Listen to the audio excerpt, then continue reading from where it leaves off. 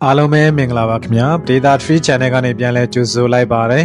ဒီကနေ့မှာတော့ကျွန်တော်တို့ Channel ကနေမြန်မာတက္ကရာ1388ခုနှစ်ခရစ်နှစ်2026ခုနှစ်အတွင်းမဟာသင်္ကြန်စာကိုကောက်နှုတ်တင်ဆက်ပေးတော်မှာဖြစ်ပါတယ်မဟာသင်္ကြန်ကြချိန်ဟာ1388ခုနောက်တစ်ခုလစု73ရက်ခရစ်နှစ်2026ခုနှစ်ဧပြီလ14ရက်အင်္ဂါနေ့မြန်မာစံတော်ချိန်နေ့12:49မိနစ်58စက္ကန့်ဖြစ်ပြီးတော့မဟာသင်္ကြန်အကြက်ရက်ဟာ1388ခုနောက်တစ်ခုလစု14ရက်ခရစ်နှစ်2026ခုနှစ်ဧပြီလ15ရက်ဗုဒ္ဓဟူးနေ့ဖြစ်ပါတယ်မဟာသင်္ကြန်အတက်ရက်ဟာ1388ခုနှောင်းကစုံလာဇန်1ရက်ခရစ်နှစ်2026ခုနှစ်ဧပြီလ16ရက်ကြာသပတေးနေ့မြန်မာစံတော်ချိန်ညနေ4:54မိနစ်39စက္ကန့်ဖြစ်ပြီးတော့နှစ်ဆန်း1ရက်ဟာ1388ခုဥကစုံလာဇန်2ရက်ခရစ်နှစ်2026ခုနှစ်ဧပြီလ18ရက်တောက်ကြနေ့ဖြစ်ပါတယ်ဆက်လက်ပြီးတော့မဟာသင်္ကြန်အကြဟောကိန်းကိုပြပြမှာဖြစ်ပါတယ်။ဘာနုရာဇာအမည်ရှိသောတနင်္ဂနွေဂျိုမင်းသည်ဇင်ရွေးဤအစင်းနှင့်တူသောဝိတ္တန်းစာကိုဝစ်စင်လေဂလုံးကိုစီး၍လက်တစ်ဖက်ကတန်လျက်ကြံလက်တစ်ဖက်ကဒဇင်ကိုကင်လျက်ထက်ဝယ်ဖွဲ့မြောက်ကသည့်အရှိတောင်တောင်သို့ဝင်၏။ဒန်သည်နတ်သမီးကအလှည့်စစ်၍ပရမီသွာနတ်မင်း၏သားအာသည်အမည်ရှိသောမြမမင်းဦးကောင်းကိုကမ်းသည်ရှိသောမောရကာဒေဝီနတ်သမီးကအဖြူအနီအစိမ့်အပြအဝါအားဖြင့်၅ပါးသောအစင်းဖြင့်ပြီးသောဝိတ္တန်းစာကိုဝစ်စင်လေတင်းကြံမင်းကိုစောင်းလင်၏ထို့ကြောင့်မိုးဦးတန်အံမိုးလေမိုးနှောင်းကောင်းအံကျိုင်းပရုံးစာသောအတောင်ရှိသောတော်ဝါတို့ထူးကုန်အံစစ်မဲ့များအံပြည်သူတို့စိတ်နှလုံးမသာခြောက်ချားကုန်အံပြည်ရွာမီးလောင်ဖန်များအံသူစင်းရဲတကြွယ်တို့ဒဏ်သင့်ကုန်အံခီးသောကုံတွေသောသူတို့ဥပတ်ဖြစ်ကုန်အံစဘာသီးနံမြောက်အံအပြင်းများအံလူတို့မွတ်သိပ်ကုန်အံပဒေတရစ်ပြည်ပြက်အံရဟန်းပုံနာတို့ဒဏ်သင့်ကုန်အံစစ်သူကြီးတို့ပြေးထွက်ကုန်အံအုံသီးငရုတ်ရှားကုန်အံဤကမဟာသင်္ကြန်အကြဟောဒီဆက်လက်ပြီးတော့ဥကောင်းစေးမင်္ဂလာပြုလုပ်ပုံအစီအစဉ်ကိုပြပြမှာဖြစ်ပါတယ်သင်္ကြန်သုံးပါးတို့တွင်အာယာမသင်္ကြန်ဖြစ်သောကြောင့်သင်္ကြန်ကြာသောအချိန်၌ဥကောင်းစေးမင်္ဂလာပြုရ၏ဤကအများနှင့်သက်ဆိုင်သောတာမညအခါပေသည်အတိအတဝိသေသအခါပေကသင်္ကြန်ကြသည့်အချိန်တွင်သင်္ကြန်ကြမြေကန်သည်တိထီ17လုံး35ကတိ၌အိဋ္ဌရာဟုမြေကန်ဖြစ်သည်သင်္ကြန်ကြသည့်ရက်မှာအင်္ဂါနေ့ဖြစ်သည်တို့ဖြစ်ရာသင်္ကြန်အကြမြေကန်ရာဟုသားသမီးနှင့်သင်္ကြန်အကြနှင့်အင်္ဂါနေ့ပွားသားသမီးတို့မှကျွမ်းကြံကုန်သောနေသားသမီးတို့သည်မိမိတို့၏နေနံအလိုက်တင်းတင်းကလေးတွေပါသားသမီးများအတွက်ဂါပတိရက်ကအနောက်တောင်ရက်တနင်္လာနေ့သားသမီးကအနောက်အရက်ဗုဒ္ဓဟူးသားသမီးကမြောက်အရက်ကြာသပတေးနေ့သားသမီးကအရှေ့အရက်တောက်ကြနေ့သားသမီးကတောင်အရက်စနေသားသမီးကအရှေ့မြောက်အရက်မျက်နာများသို့မျက်နာမူပြီးလင်မိမိတို့၏နံအမြင့်ဖြစ်သောတနင်္ဂနွေကဒန်းညွန့်တနင်္လာကအုံညွန့်ဗုဒ္ဓဟူးကနေစာညွန့်ကြာသပတေးကချက်ရားညွန့်တောက်ကြကတပြေညွန့်စနေကသီးညွန့်အမြင့်နဲ့နန္ဒူပန်းညွန့်တို့ကိုနင်းချမ်းပြုပါဒါအပြင်မိမိတို့၏အညွန့်ပန်းဖြစ်သောတနင်္ဂနွေကကန်းကော်ညွန့်တနင်္လာကနေစာညွန့်ဗုဒ္ဓဟူးကတပြေညွန့်ကြာသပတေးကသီးညွန့်တောက်ကြကဒန်းညွန့်စနေကအုံညွန့်ဟူသောအညွန့်နဲ့နန္ဒူပန်းပွန်းတို့ကိုအသီးသီးဆောင်လျက်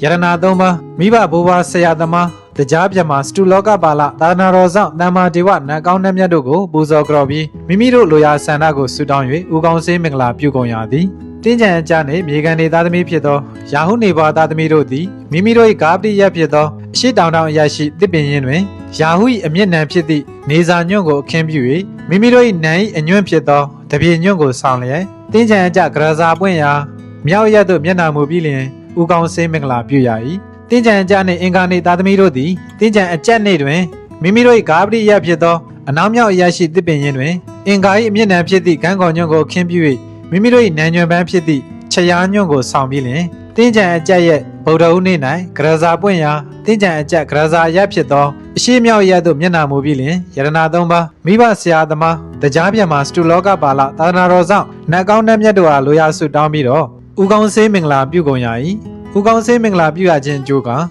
နာရောဂါကင်း၍ကျမ်းမာခြင်းချမ်းသာဒုက္ခများခြင်းစသောအကျိုးများဖြစ်ပွားကုန်ရ၏ဆက်လက်ပြီးတော့ခုနှစ်သားသမီးများအတွက်မြန်မာတက္ကရာ1388ခုနှစ်တနစ်စာဟောစရန်ကိုဖတ်ကြားပေးမှာဖြစ်ပါတယ်တနင်္ဂနွေသားသမီးတနင်္ဂနွေနေဘွားသားသမီးတို့သည်ဤနှစ်တွင်ဆွေမျိုးအပေါင်းအသင်း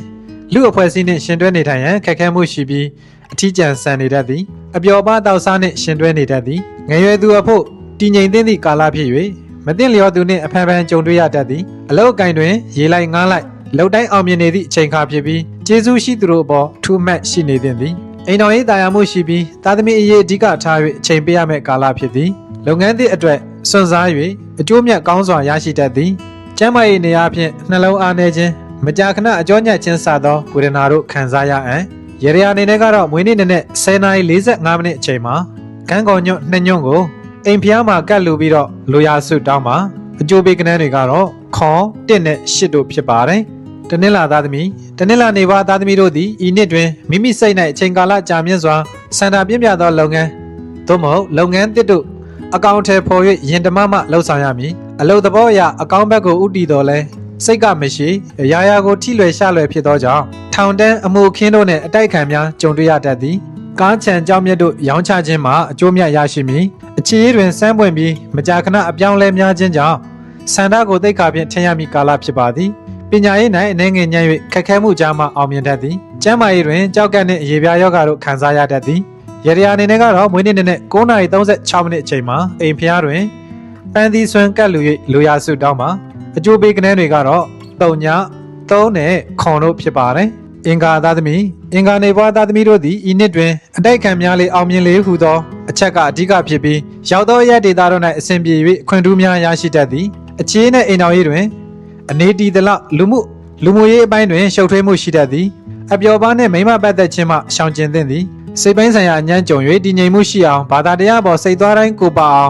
်ကျင့်ကြံသင့်သည်အများနှင့်ဆိုင်သောအဆုဆက်ရှယ်ယာနှင့်ငွေကြေးချင်းငါခြင်းတို့သတိနှင့်ရှင်၍လှုပ်သင့်သည်ကျမ်းမာရေးတွင်အမြင်အာရုံနှင့်ခရင်းယောဂဝေဒနာတို့ကိုခံစားရတတ်သည်ရရအနေနဲ့ကတော့မွေးနေ့နဲ့8:29 မိနစ်အချိန်မှာ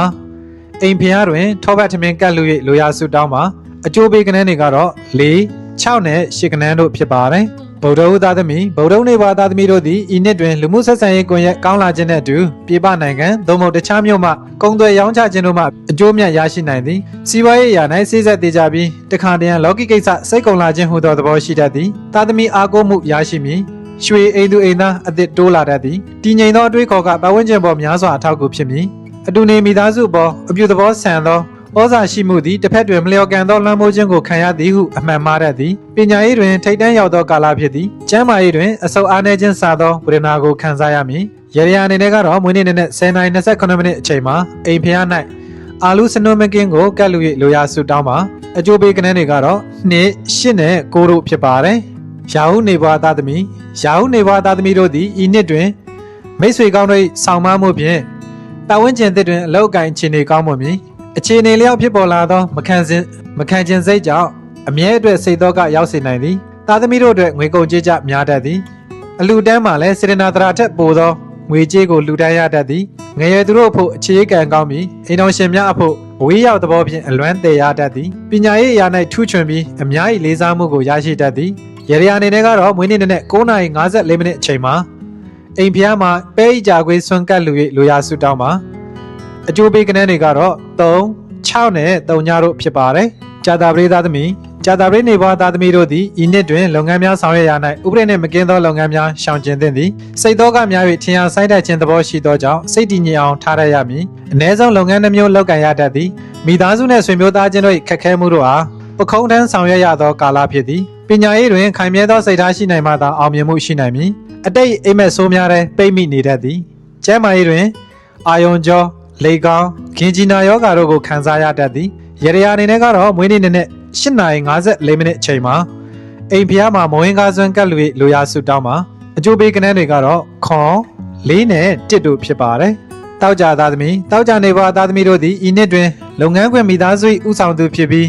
လိုအပ်ချက်အမျိုးမျိုးအတွက်ပံ့ပိုး၍ဖြည့်ဆွတ်နိုင်သူဖြစ်ကာဝန်ထမ်းဆိုလျင်အဆင့်မြင့်ရာတို့အထိတက်လှမ်းနိုင်မည်မန်ကိုလျှော့၍အများနှင့်လိုက်လျောညီထွေသောကျင့်ဝတ်များလိုက်နာပြီးကိုကျိုးအတွက်တာလွန်သောအကျိုးကိုဖြစ်ထွန်းစေမည်ခီးသွွားရင်မထင်မှတ်ဘဲငွေဝင်သောကာလဖြစ်စေမည်အများနှင့်မတူကွဲပြားသောခီးသွွားနှင့်ဝန်ဆောင်မှုလုပ်ငန်းတို့မှဝင်ငွေကောင်းမည်အိမ်တော်ရေးတာယာမှုရှိပြီးတားကောင်းယတနာဖွားမြင်တတ်သည်ကျမ်းမာရေးတွင်အစာရင်ယောဂဝေဒနာခံစားရတတ်သည်အပြုသဘောဆောင်သောလုပ်ငန်းနှင့်လူမှုရေးရာ၌ပါဝင်ကူညီသည့်တိုင်အမြင်လွဲခြင်းခံရမည်ရရအနေနဲ့ကတော့မွေးနေ့နဲ့10:36 မိနစ်ချိန်မှာထန်းသီးမုံစွမ်းကတ်လူ၍လိုရာစုတောင်းမှာ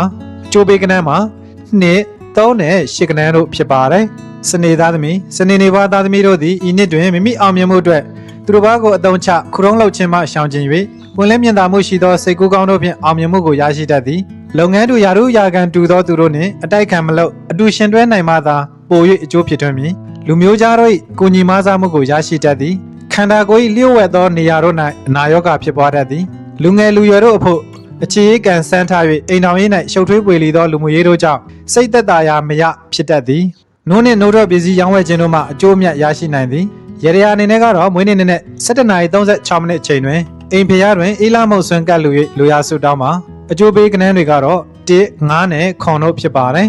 ဟုတ်ကဲ့ပါခင်ဗျာအခုတင်ဆက်ပေးခဲ့တာကတော့မြန်မာတက္ကရာ1388ခုနှစ်ခရစ်နှစ်2026ခုနှစ်တွင်မာသင်းကျန်စာဟော့စတန်ကောက်နှုတ်တင်ပြချက်ဖြစ်ပါတယ်ခုလိုအားပေးကြည့်ရှုနားဆင်ခဲ့ကြတဲ့ပရိသတ်တယောက်ချင်းစီကိုထူးပဲကျေးဇူးတင်ရှိပါတယ်မြန်မာပြည်သူပြည်သားအားလုံးကဘာသူကဘာသားအားလုံးငြိမ်းချမ်းသာယာဝပြောကြပါစေခင်ဗျာ